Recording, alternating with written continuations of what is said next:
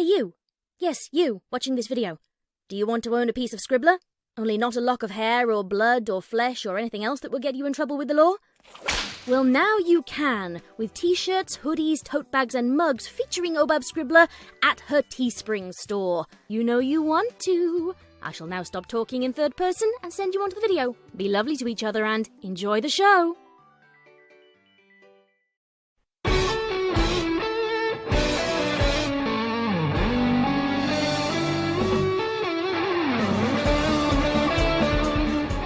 Ponytails. Read by Scribbler.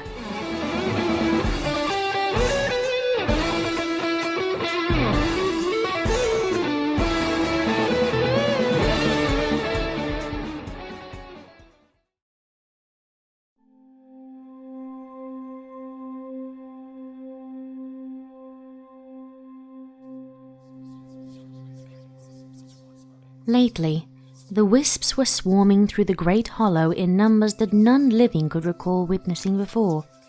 They were as intangible as smoke, and could not be interrupted or distracted from their mindless journey, so the khirala largely ignored them.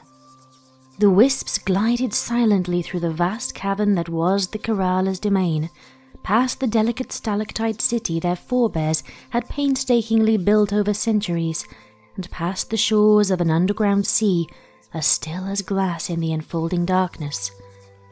The khirala could see their sunless city perfectly well, and the crystal clarity of the water, and they could see the wisps too, though no light from the heavens penetrated into the deeps of the great hollow. This was so because the khirala were creatures of magic, as they well knew, like the basilisk with its stony stare, or the eternal phoenix. Magic ran in the veins of every khirala, and its gift to their kind was the true sight, the ability to perceive the world as it was, not as it was obscured and falsely coloured by light or murky perception. The true sight had enabled the khirala to build a civilization cut off from the sun and safe from the dangers of the surface world. This was not to suggest that the great hollow was free from all danger. The claw crawlers and siphon moors owned the cave floor far beneath the khirala's ancient city, and they seemed ever eager to claim the husk of any khirala whose wings failed them. The khirala were still convinced it was far better to be under the surface than above it, where the scorching sun appeared so frequently, and the predators were quick and clever, and often winged. The hungry creatures of the surface never followed the khirala into the great hollow. Evidently, they did not care for the wisps, though, unlike the khirala, it appeared they did not see them. The gatherers would watch from their hiding places as slavering beasts sniffed and whimpered and turned in circles, never looking directly at the misty figures gliding among them. Some of the thinkers suspected that it was the bitter chill left in the wake of the wisp's passage that frightened the creatures, but in any event, the predators kept clear of the great hollow, for that was where all the world's wisps went in time. Those who ventured to the surface in search of food would see the wisps gathered above in great swirling clouds, shapeless and shifting, with a streaming tendril funneling them gradually into the great hollow to complete their passage through the khirala's lands and across the sea to the terminus. No khirala knew what the terminus was precisely, but they knew it existed, as it must, for all caverns end somewhere, even one so vast as the great hollow. The mystery of the terminus was not born of a lack of curiosity. For countless generations, the bravest young flyers would follow the wisps deeper into the black emptiness, as far as they dared, but their courage would inevitably fail, and they would return to the safety of the suspended city. Only those who meant to leave forever, who left their husks behind in order to join with the wisps, could reach the terminus, and they never returned. If the khirala could have stayed underground, snug in their hanging city, and protected by the unease the wisps evoked in surface dwellers, they might have done so. As it happened, their biology prevented it. Their food would not grow in the dark.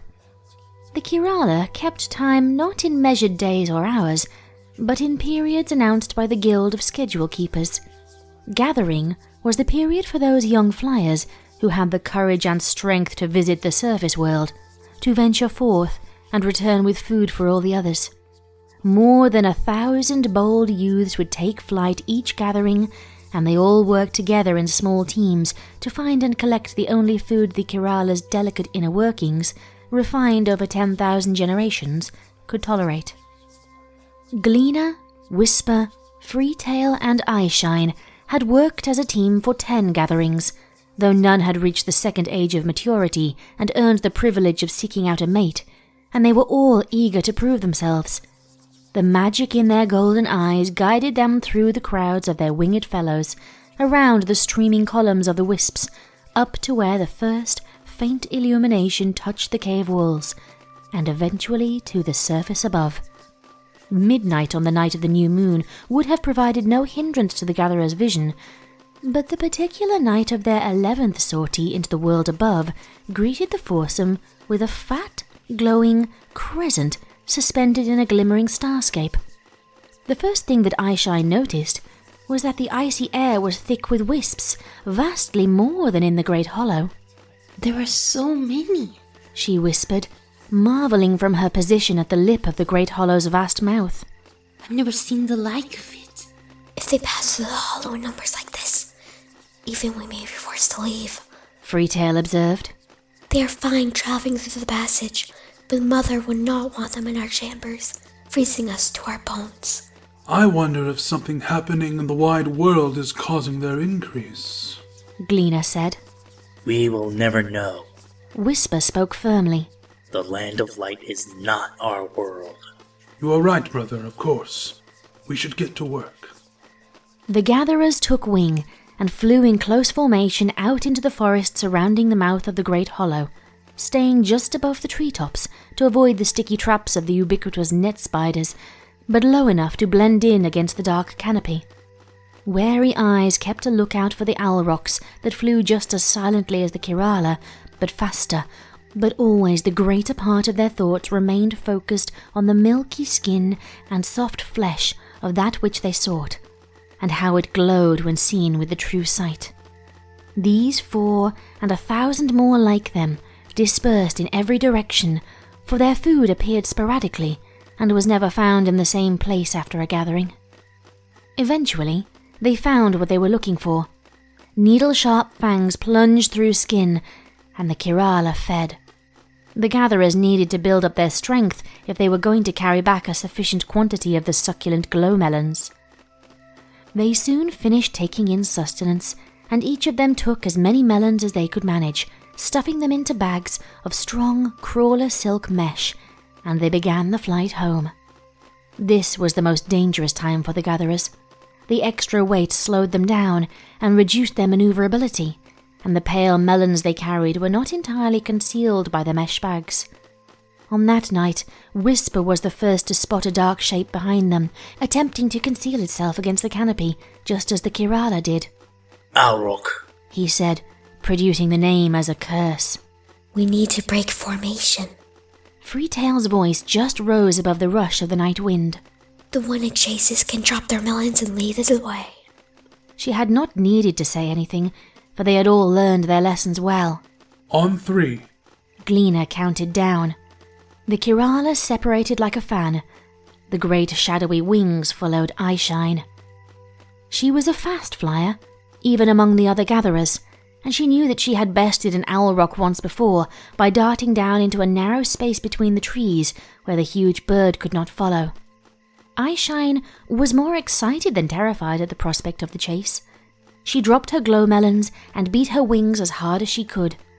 Still, the dark wings steadily drew closer. This must have been the fastest owl rock in the forest.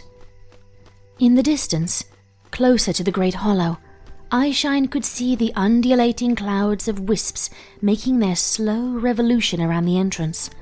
Farther out, here and there, individual wisps were slowly floating towards the main agglomeration. In fact, wisps were practically everywhere around Eyeshine, and she knew the owl rock could not see them. If she could lure her pursuer into a group of them, presumably whatever it was that struck fear in the surface-dwelling beasts would cause the bird to abandon its quarry. Eyeshine turned sharply towards the closest group of wisps, a misty trio gliding inexorably towards Eyeshine's home. She raced through a narrow gap between them, feeling their chill even as she felt confident that the much larger owl rock could not replicate the feat. She gasped when the great, dark wings banked sharply and flew around the wisps. None but the khirala could see them, she knew, so what evil spellcraft had allowed the owl rock to do it? Eyeshine had only a second to ponder before the wings were upon her. She glanced back over her shoulder and saw her pursuer there. But for the first time, she also saw that it was no bird. A second later, the creature flew alongside her. Eyeshine did not know what to think. The newcomer was very like a khirala, yet also very different. It had 2 wings, 4 legs, and a mane and tail like a khirala. Yet it was much larger, and its coat was a different shade of darkness. It had hooves, but lacked the tufted ears of a khirala, or fangs for breaking the skin of a glowmelon. A long spiral horn, sharp as a spear, protruded from its forehead. Eyeshine could only speculate that it skewered its melons and lapped up the juices that ran out. You see the wisps? How? What are you? Eyeshine shouted accusingly, not slowing down and keeping herself pointed toward the safety of the great hollow. I do not know myself what I am, The newcomer said. I am a traveler, and I am trying to answer that very question. I have never met your kind before, but of your wisps, I did not know that any kind beside myself could see them. To see so many of them as they fill the air tonight gives me great sorrow. And you speak our language? Impossible. I speak the language of all dreamers. Eyeshine heard the words, even though the other did not move her lips. The magic was beyond her understanding. You say you feel sorrow, but I'm not sad of the wisps. They keep us safe from the surface dwellers that fear them. We live where the wisps go, inside the great hollow, at the center of this forest. Something made her feel comfortable revealing the secrets of the khirala to the oversized stranger. At the center of this forest, what wondrous forms life takes, The other remarked, turning her head to stare at Eyeshine in mid-flight. Ponies living in Tartarus's very throat. We must speak further. No, I'm returning to... Eyeshine did not finish, because she disappeared in a flash and immediately found herself standing on the ground in a clearing in the forest. This was impossible, but moreover, every fibre of her being screamed that the forest floor was no place for a khirala. She prepared to spring into flight.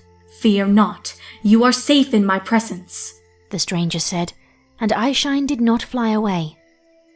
All around, Eyeshine saw, the forest had burned. Trees had been incinerated, and their charcoal remains littered the ground. There were bones, too, split and blackened, and tattered remnants of lost lives were everywhere. Burned textiles, scattered iron pots, even what might once have been children's toys. What is this? Were these your kind? Eyeshine gazed up at the stranger. Yes, and no. You are as much as my kind as they were. Perhaps you and I are closer. The stranger gazed at the destruction impassively. This is why there are so many spirits you call wisps. War is taking all the land. Entire races may vanish forever. I fear the deer folk of Whitetail Woods are already too depleted to recover. And still, they fight on. What is war? Eyeshine asked, awestruck by the stranger's powerful, resounding voice as much by her words. Spirits, the stranger swore. Then you know nothing. I should leave you in your ignorance, hidden from the spectre of war, even as you live in death's very shadow. But no, you will enter the world again in time. You must know. First, you must call me Luna. Luna, Eyeshine repeated. It was a foreign name, meaningless to her. I am Eyeshine. Thank you, Eyeshine, Luna replied. As we speak, a great war is being fought between the ponies who claimed much of this land centuries ago, and those who were here first, who lived in these lands since times immemorial. The dogs, deers, and the others. None are free to live in peace and security. The earth ponies who died on this spot were merely refugees fleeing from the fighting. They had no weapons, nor even one warrior among them. Yet, not even foes were spared. Look up, Eyeshine, and see! Eyeshine did, and saw that dozens of wisps were circling not far overhead. Suddenly, one broke away from the group and began to glide in the direction of home, toward the hollow. They are the dead. But that cannot be. When the khirala pass on, we choose to fly to the terminus, while we still have life in our wings. We leave our husks, but we do not become like the wisps. She said at last, then shook her head. Do you not? I sense you share the gift of true sight with me. Luna raised a foreleg to indicate the forms swirling above. You see wisps, but I can see Diamond Star, Peach Surprise, and Cabbage Cart. I knew them. I traveled with them for a time. A pony with true sight will never see some pony they know as merely a shapeless spirit in death, where the truth is they remain exactly as they lived to the seer. You see the dead go to Tartarus, and though they appear as they did in life to you, they are wisps. Our sight lies? Eyeshine asked, aghast. The true sight sees only truth. It is the others who see the lie. And these wisps? Why do I not see who they were? This is their true form for you. They are formless, nameless, shapeless, casualties that happened, lives lost, but they are less than real to you, even though you see them. Eyeshine did not know what to say to this challenge to the collective perception and fundamental understanding of her entire race. Then do you know what they will find when they reach the terminus? She finally asked, impulsively. A new life? A new world? A void? Nothing. Luna shrugged. I shall know someday, or perhaps not. Tartarus exists, but it's only a passageway, and for some, a prison. I'm not ready to pass through there yet. Will your war find us in the Great Hollow? War is the eternal enemy of all life. Your kind lives, even in that place. The war will find you eventually, if it is not checked. Such is its nature. Eyeshine looked at the regal creature towering above her and resolutely met her gaze. Then I must do something to stop it before that happens, to keep the war away from my home, as the beaters knock the claw crawlers from the cavern walls before they get close. Tell me how I can stop it. Luna sighed. You cannot, little one, but I could. I, and the one other like me. I could save the ponies who died here, but I dared not intervene. Why? When there are more wisps filling the air each gathering? When there is so much death? I defeated a great foe once, when I was still new, along with the other like me, and they tried to crown us. We refused and chose instead to travel the world and learn. It would be no different a second time. Understand that we do not grow old or sick. We could not be overthrown. We are indomitable. How could we sit the throne, knowing our reign might last 10,000 years or 1,000,000? There would be no civilization, no progress. Nothing more than an immortal cult, living in reverent stagnation, generation after shiftless generation. Such a fate might be worse than what now lies before you. Our elders are revered, but they do not rule our lives. The schedule keepers, the sentinels, the beaters, the caretakers, and the gatherers, like me, choose our lots, and we do what must be done for our families and the others. Why could you not exist like that, as a respected elder, and let the others manage their own affairs, whatever title might be bestowed upon you? Some pony must lead. Some pony must direct the flow of ordered society and provide for common defense and welfare of the nation. I do not think I should be that pony. I have too many ideas, and I feel too strongly. The other might be worse, for she has too good of heart. We do all those things for ourselves without being commanded. Is it so different on the surface? Vastly different. You should still stop this war if you can. The two looked up at the wisps gathering directly above the clearing. They were beginning to disperse more quickly now, and move off toward the great hollow in small groups. For the first time, Eyeshine knew there were beings like her among them. Luna could see their faces. I would go with you to do this. I will never see the wisps again without imagining families leaving for the terminus. All at once, because of your war. It should not be that way. Not ever. I know others who would go with you, to stop such evil from touching the Great Hollow. Some already fear that so many wisps may lead to a deep freeze that could turn our sea to ice, or even seal off the passage to the terminus. Luna looked down at the young khirala. You speak truth as well as your eyes see it, my little pony. If the spirits of the war, dead, continue to multiply, it is only a matter of time before the cold of the passage heralds a new age of the Wendigos of old. Even I might not be able to counter their power, for my wrath would only give them strength. Perhaps we have already arrived at the critical moment, the time to act. Will you take me along?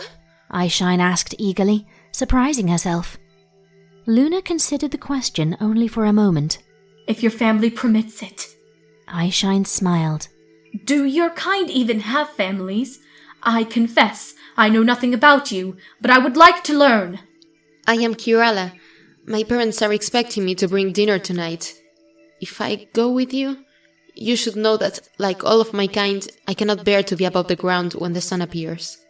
I know how that feels, Luna replied, then observed Eyeshine's earnestness. Of course, we shall travel by moonlight. We must return home at once then. The others will think an owl rock has taken me. They will expect me to be on my way to the terminus, having left the bird my husk for its supper.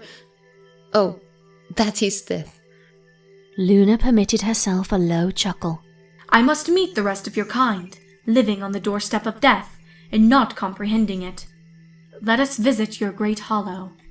Eyeshine beat her wings and took to the night sky. It is easy to find. We simply follow the wisps. It was that night, long ago, that Eyeshine, first of the Night Guard, led Luna over the dark forest of hollow shades, along the paths of the dead, down into the deeps of the great hollow, to the secret city of the Khirala, at the edge of the Stygian Sea, just outside the mouth of Tartarus.